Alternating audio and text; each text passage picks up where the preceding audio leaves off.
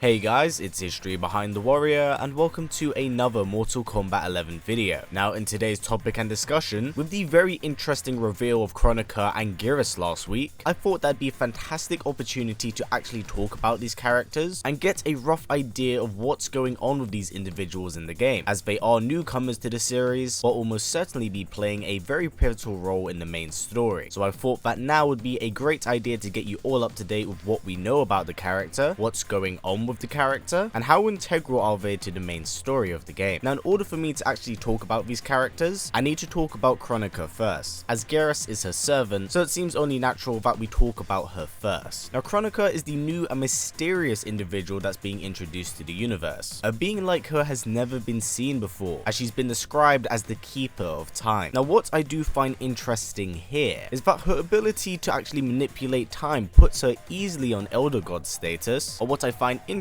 is that she hasn't actually been referred to as one, but as we all do know, Elder Gods don't typically get involved in mortal affairs. However, it does seem like Kronika will be acting as the main big bad in this installment, so she may indeed be an Elder God, or possibly something even older, possibly something that goes as far back as the existence of the One Being, or even more so than that. We just don't know right now. However, it has been confirmed by Ed Boon himself that Kronika has been watching the events transpire ever since the very first Mortal Kombat game. She's been overseeing these events and has been watching since they've played out, as understandably for someone of her status, she must have found these events interesting. However, with Raiden resetting the timeline in MK9, not only does this disrupt the natural flow of time, but Raiden is stepping into boundaries that he clearly doesn't understand and is tampering with the natural course of life. So understandably, Kronika wouldn't exactly be too happy about this. Events in the new timeline have clearly played out very different to what we've seen in the previous one, with some characters dying far earlier than they did before and new characters being introduced that had never existed. So I highly doubt that a guardian of time like Kronika would at all be happy with what Raiden has done. So it does seem like her plan is to gather together some forces in order to take down Raiden and rewrite time, as it isn't the natural flow of the universe. Now before we talk about her role in the story, I did want to point out one thing that really did interest me, and it's a trait that both Kronika and Geras do share. It's the very bright blue eyes, and something that really caught my attention was the blue blood. You see, we've never ever seen blue blood like this in the Mortal Kombat universe. Humans have red blood, and even Raiden, the god of thunder, seemingly has normal red blood. So what exactly is going on with Geras and Kronika? Their light blue blood isn't something we've ever seen before. So do they hold Elder God statuses, or are they some completely new and different race? And I know to some this might be a small detail, but considering how big of a role these characters will be playing in the game, it's hard to not analyze and break down what I'm seeing here, as it does interest and intrigue me for sure. So this could be the first time we're actually tackling a proper Elder God, so please do keep an eye out for this. Now going back to Kronika's plan, it was strongly insinuated in last week's trailers that she was gathering some forces in order to take down Dark Raiden. We get a tease of this when she comes face to face with Liu Kang and Kung Lao, for which she does say this. Yet again, Liu Kang,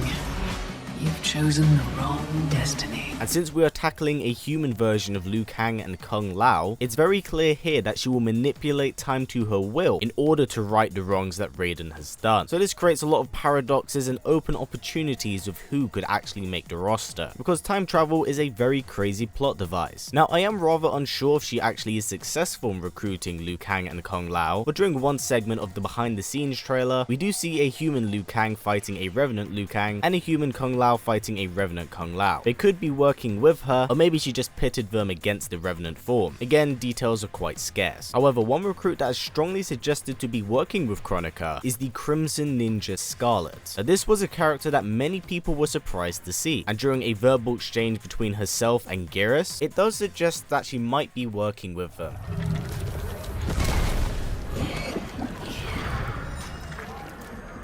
Kronika will not abide your attack on me. Your blood will make me immortal. You are not the first to think so.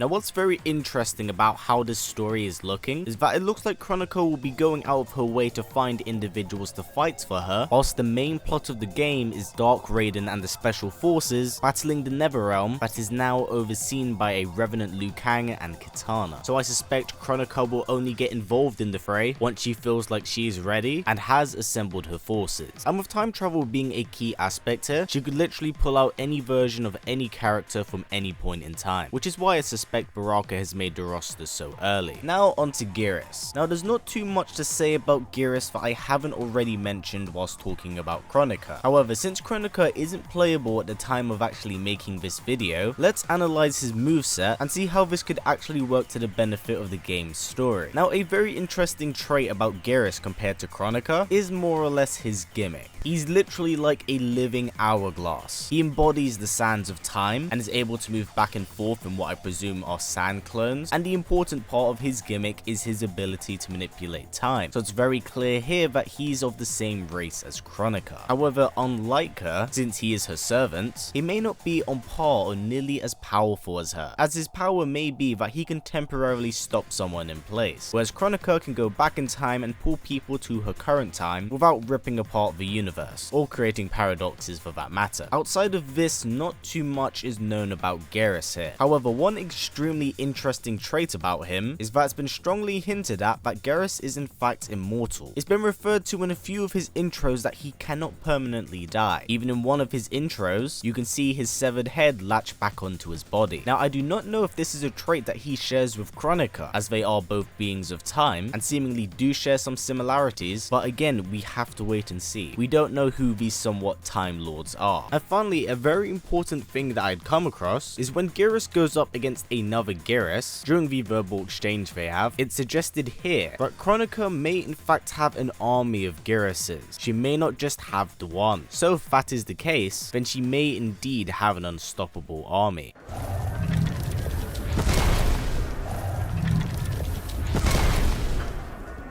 If we have multiple models, and we don't know who's original, combat will decide who leads.